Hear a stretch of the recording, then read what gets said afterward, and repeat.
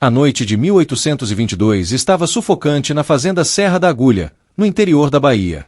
Maria Quitéria observava pelas frestas da janela os emissários do príncipe Pedro cavalgando pela estrada empoeirada, deixando para trás um rastro de palavras que incendiavam o coração dos homens: independência, liberdade, guerra. Aos 30 anos, ela conhecia cada centímetro daquelas terras, sabia rastrear animais nas matas fechadas, acertar um alvo em movimento a 50 passos, montar como poucos homens conseguiam. Mas sabia também que seu lugar, aos olhos do pai e da sociedade, era junto ao tiro e ao fogão, esperando o marido que nunca chegou. Quando o emissário bateu à porta de sua casa pedindo voluntários para lutar contra os portugueses, ela viu seu pai negar qualquer ajuda, declarando que esperaria pacífico o vencedor. Aquelas palavras a feriram como uma lâmina. Enquanto a Bahia sangrava sob a ocupação portuguesa, enquanto Salvador permanecia nas mãos dos colonizadores mesmo após o grito do Ipiranga, seu próprio pai escolhia a covardia da neutralidade. Naquela madrugada, observando a lua refletir sobre a faca de caça que guardava sob o colchão, Maria Quitéria tomou uma decisão que mudaria sua vida e a história do Brasil. Ela não pediria permissão. Ela não esperaria que os homens salvassem sua terra. Se fosse preciso mentir, se disfarçar, arriscar a própria vida, ela o faria. Porque algumas batalhas não podem ser vencidas com bordados e rezas. E a guerra, ela sabia, estava apenas começando. 3 dias depois da visita do emissário, Maria Quitéria acordou antes do amanhecer. Seus irmãos ainda dormiam, e a casa estava envolta naquele silêncio pesado que antecede grandes mudanças. Ela havia passado a noite anterior na casa de sua irmã Teresa Maria, tramando cada detalhe do plano que agora colocaria em prática. O cunhado, José Cordeiro de Medeiros, havia deixado roupas velhas penduradas no varal, calças de algodão grosso, uma camisa manchada de suor e terra, um chapéu de couro gasto pelo sol. Eram as peças que a transformariam em outra pessoa. Com a tesoura de costura que havia pegado emprestada, Maria Quitéria cortou os longos cabelos negros que sempre foram seu orgulho. Cada corte era uma ruptura, cada mecha que caía no chão era um pedaço da vida que deixava para trás. Quando terminou, olhou-se no espelho d'água de uma bacia e quase não se reconheceu. O rosto anguloso, os olhos determinados, a mandíbula firme. Se vestisse as roupas certas, se caminhasse do jeito certo, se falasse do jeito certo, talvez funcionasse. Vestiu-se rapidamente, amarrando o peito com faixas de tecido, ajustando o chapéu para cobrir o cabelo mal cortado. Quando saiu da casa de Teresa Maria rumo à vila de Cachoeira, o sol nascia vermelho no horizonte, como se o próprio céu sangrasse pela causa que ela estava prestes a abraçar. Na estrada, ensaiou mentalmente o nome que usaria: José Medeiros. Soldado José Medeiros.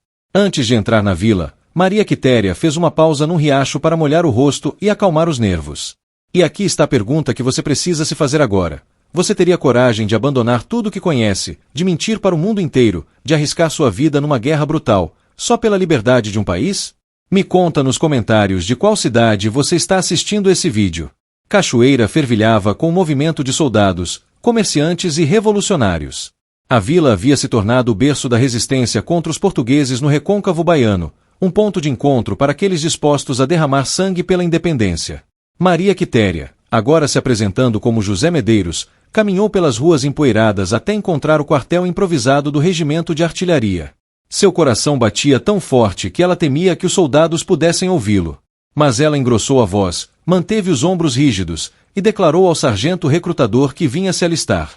O homem a examinou de cima a baixo com olhos cansados que já haviam visto centenas de voluntários, alguns bravos, outros desesperados, muitos ingênuos. Perguntou se sabia atirar. Ela respondeu que sim. Perguntou se estava disposto a matar portugueses. Ela disse que estava. Ele anotou o nome José Medeiros num livro surrado e a apontou para uma fila de outros recrutas. Simples assim. Ninguém questionou, ninguém desconfiou. Ela estava dentro. Os primeiros dias no batalhão dos Periquitos, chamado assim por causa das golas verdes da farda, foram os mais difíceis. Maria Quitéria precisava urinar escondida, dormir de costas para os outros soldados, trocar de roupa nas sombras da madrugada. Cada gesto precisava ser calculado, cada palavra medida. Mas o que mais a surpreendeu foi descobrir que muitos daqueles homens eram tão inexperientes quanto ela. Filhos de fazendeiros, ex-escravizados recém-libertos, jovens que nunca haviam segurado uma arma até semanas atrás. A guerra não pedia perfeição, pedia apenas coragem. E coragem era algo que ela tinha de sobra. Durante os treinamentos, ela se destacou rapidamente. Seu olhar aguçado, desenvolvido em anos de caça nas matas baianas, tornava-a uma atiradora excepcional. Enquanto outros recrutas erravam alvos a 20 passos, ela acertava o centro a 50. Os oficiais começaram a notá-la, ainda que não soubessem a verdade. Esse Medeiros, comentavam entre si, tem mão firme e sangue frio. Vai longe. Maria Quitéria permitiu-se um sorriso discreto toda vez que ouvia esses elogios. Ela estava provando algo, não só para os homens ao redor, mas para si mesma. Que uma mulher podia ser tão letal, tão destemida, tão necessária numa guerra quanto qualquer soldado. Em outubro de 1822, chegou a primeira missão de verdade. Em 29 de outubro de 1822, o Batalhão dos Periquitos foi destacado para a defesa da Ilha de Maré, um ponto estratégico na Baía de Todos os Santos. A missão era clara: impedir que os navios portugueses trouxessem mantimentos para Salvador, estrangulando lentamente a capital ocupada. Maria Quitéria embarcou num saveiro junto com dezenas de outros soldados, sentindo pela primeira vez o peso real do que significava ser combatente. Não era mais treinamento. Era vida ou morte. Na ilha, as condições eram brutais. O calor escaldante do litoral baiano, os mosquitos que sugavam sangue durante a noite, a comida racionada que mal alimentava. Mas o pior era o medo constante. A qualquer momento, navios portugueses podiam aparecer no horizonte, bombardeando suas posições improvisadas. A qualquer momento, uma patrulha inimiga podia desembarcar e atacá-los. Maria Quitéria montava guarda nas madrugadas, a espingarda carregada apoiada no ombro, os olhos vasculhando a escuridão do mar. Pensava no pai, imaginando sua fúria quando descobrisse que ela havia fugido. Pensava em Teresa Maria, que havia arriscado tanto ao ajudá-la. Pensava em todas as mulheres baianas que, naquele exato momento, bordavam, cozinhavam, rezavam, enquanto ela estava ali, de arma em punho, defendendo a liberdade de todas elas. Certa noite, um dos soldados, um jovem chamado Antônio, que não devia ter mais de 16 anos, sentou-se ao lado dela durante a vigia. Ele estava tremendo, não de frio, mas de medo. Você acha que vamos morrer aqui, Medeiros? Perguntou com voz fraca. Maria Quitéria olhou para ele e, pela primeira vez desde que havia se alistado, deixou um pouco da dureza masculina cair. Se morrermos, disse ela, que seja lutando por algo que vale a pena. Antônio pareceu se acalmar com aquelas palavras. Ela também. Porque naquele momento, olhando as estrelas sobre a baía, Maria Quitéria entendeu que havia cruzado um ponto sem volta. Não era mais a filha obediente de Gonçalo Alves de Almeida. Era o soldado Medeiros. E o soldado Medeiros iria lutar até o fim. Mas a verdadeira provação ainda estava por vir. Porque em novembro, ordens chegaram de Cachoeira. O batalhão se prepararia para a maior e mais sangrenta batalha da guerra. A Batalha de Pirajá, travada em 8 de novembro de 1822, foi o confronto mais violento da Guerra da Independência na Bahia. As tropas portuguesas, desesperadas para manter seu controle sobre Salvador, lançaram um ataque massivo contra as posições brasileiras. O Batalhão dos Periquitos, incluindo Maria Quitéria, foi posicionado na ala esquerda das defesas, numa área de mata fechada onde o combate seria corpo a corpo, brutal e sem piedade. Na manhã do ataque, ela viu o inimigo pela primeira vez. Centenas de soldados portugueses avançando em formação, seus uniformes reluzindo sob o sol, seus tambores ecoando como batidas de coração gigantes. O barulho era ensurdecedor, tiros de mosquete, gritos de comando, o silvo das balas cortando o ar. Maria Quitéria apertou o gatilho pela primeira vez com a intenção de matar um ser humano. A arma recuou, a fumaça subiu, e lá na frente, um soldado português caiu. Ela não teve tempo de processar o que havia feito. Precisava recarregar, mirar, atirar novamente. A batalha durou horas. Em certo momento, um soldado português rompeu a linha brasileira e correu em sua direção, a baioneta erguida, os olhos enlouquecidos. Maria Quitéria não teve tempo de recarregar. Instintivamente, ela girou a espingarda e acertou o homem com a coronha, quebrando seu nariz num jato de sangue. Ele caiu no chão, atordoado, e ela cravou a baioneta no peito dele antes que pudesse reagir. O sangue quente espirrou em seu rosto. Ela estava coberta de morte. Quando a batalha finalmente terminou e os portugueses recuaram, Maria Quitéria caiu de joelhos, exausta. Ao redor dela, corpos de brasileiros e portugueses misturavam-se na lama vermelha. Antônio, o jovem que havia conversado com ela na Ilha de Maré, estava entre os mortos. Ela fechou os olhos dele com as próprias mãos. Naquela noite, enquanto os sobreviventes tratavam os feridos e contavam os mortos, Maria Quitéria percebeu algo assustador. Ela não sentia remorso. Sentia apenas uma determinação fria e inabalável. A guerra havia transformado algo nela. Havia queimado a ingenuidade, deixando apenas a vontade de vencer. Mas o destino pregaria uma peça cruel em Maria Quitéria.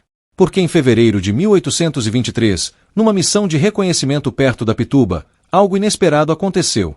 Um mensageiro chegou ao acampamento procurando pelo soldado Medeiros. Maria Quitéria sentiu o sangue gelar. Havia apenas um motivo para alguém procurá-la especificamente. Seu pai havia descoberto. Gonçalo Alves de Almeida apareceu no acampamento 2 dias depois, seu rosto queimado pelo sol da viagem, a expressão misturando fúria e desespero. Ele percorreu as fileiras de soldados até encontrar a filha, franzina, coberta de poeira e pólvora, irreconhecível como a jovem que havia criado. Você trouxe vergonha para nossa família, ele disse, a voz tremendo. Volte para casa agora, antes que seja tarde demais. Maria Quitéria encarou o pai, e pela primeira vez na vida, não baixou os olhos. Eu não vou voltar, respondeu. A vergonha seria assistir minha terra ser escravizada sem fazer nada. Gonçalo apelou ao comandante do batalhão, o major José Antônio da Silva e Castro, exigindo que sua filha fosse dispensada imediatamente. Mas o que aconteceu a seguir surpreendeu a todos. O comandante recusou-se a dispensá-la, argumentando que ela era uma atiradora melhor do que a maioria dos recrutas. Mais do que isso, ele fez algo radical. Chamou Maria Quitéria à frente de todo o batalhão e declarou que, a partir daquele momento, ela lutaria com sua verdadeira identidade. Não mais como José Medeiros, mas como Maria Quitéria de Jesus. Uma ordem foi enviada para que lhe costurassem uma saia para usar sobre a farda, e que lhe entregassem uma espada de cadete. Ela se tornaria a primeira mulher oficial do Exército Brasileiro. O acampamento explodiu em reações. Alguns soldados zombaram, outros ficaram chocados, muitos permaneceram em silêncio, processando a revelação. Mas quando Maria Quitéria se apresentou no dia seguinte, vestindo a saia escocesa sobre a farda, com a espada pendurada na cintura e o penacho verde no chapéu, algo mudou no ar. Ela não parecia ridícula. Parecia perigosa. Parecia uma guerreira de verdade. Dias depois, numa emboscada na estrada da Pituba, soldados portugueses tentaram surpreender o batalhão. Foi Maria Quitéria quem primeiro avistou o movimento nas árvores e gritou o alarme. E quando os tiros começaram, foi ela quem liderou o contra-ataque. Ela avançou sozinha contra uma trincheira inimiga, disparando sua espingarda com precisão mortal, e quando ficou sem munição, sacou a espada.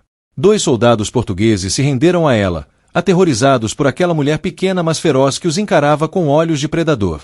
Ela os marchou de volta ao acampamento, sozinha, sob os olhares atonitos de seus companheiros. Por essa atuação, o general Pedro Labatut concedeu-lhe as honras de primeiro cadete. Seu pai, testemunhando tudo aquilo, finalmente entendeu. Sua filha não era uma desobediente. Era uma heroína. Mas a guerra ainda não havia terminado. E o que Maria Quitéria não sabia era que sua maior provação e sua maior glória ainda estavam por vir. Os meses seguintes foram uma sucessão de marchas exaustivas, escaramuças sangrentas e vitórias amargas. Maria Quitéria lutou na defesa de Itapuã, na foz do rio Paraguaçu, em Conceição. Cada batalha a tornava mais habilidosa, mais letal, mais respeitada. Os soldados que antes zombavam agora a seguiam sem questionar. Ela havia provado seu valor não com palavras, mas com sangue e suor. Em julho de 1823, finalmente chegou o dia que todos esperavam.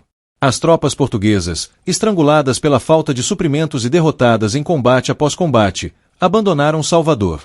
O exército pacificador, com Maria Quitéria marchando entre seus oficiais, entrou triunfante na capital baiana. As ruas explodiram em celebração. Mulheres jogavam flores, homens gritavam vivas, crianças corriam ao lado dos soldados. E no meio daquele mar de alegria, Maria Quitéria sentiu algo que não sentia há meses: esperança. A guerra havia terminado. Ela havia sobrevivido. Mas o reconhecimento verdadeiro veio semanas depois, quando ela recebeu ordens para viajar ao Rio de Janeiro. O próprio imperador Dom Pedro I queria conhecê-la pessoalmente. A audiência foi realizada no Paço Imperial, num salão ornamentado que contrastava brutalmente com os campos de batalha que ela conhecia tão bem. Dom Pedro I, jovem e impetuoso, estudou-a com curiosidade enquanto ela se ajoelhava diante dele. Levante-se, soldado, disse ele. Quem derramou sangue pela pátria não se ajoelha perante ninguém.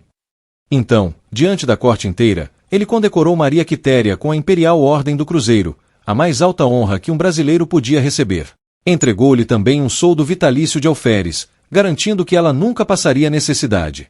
As palavras do imperador ecoaram pelo salão. Esta mulher provou que a coragem não conhece gênero. Que seu exemplo inspire todas as brasileiras. Maria Quitéria recebeu a medalha com mãos que tremiam, não de medo, mas de emoção. Ela havia começado como uma fugitiva, mentindo sobre sua identidade só para poder lutar.